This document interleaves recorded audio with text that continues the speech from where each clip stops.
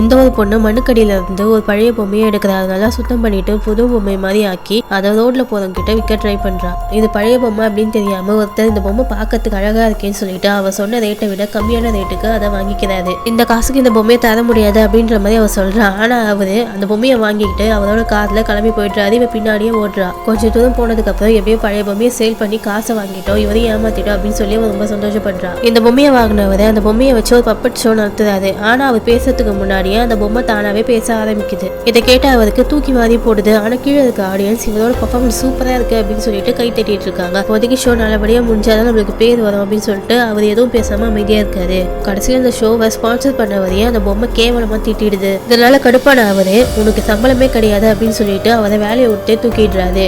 இந்த பொம்மையால தான் தனக்கு வேலை போச்சு அப்படின்ற கடுப்புல அந்த பொம்மையை தூக்கி மலையில இருந்து இவர் தூக்கி போட்டுறாரு. ஆனா அடுத்த நாள் காலையில எழுந்து பார்த்தா இந்த பொம்மை அவரோட பக்கத்துலயே இவரை பார்த்துன்னு படுத்துட்டு இருக்கு.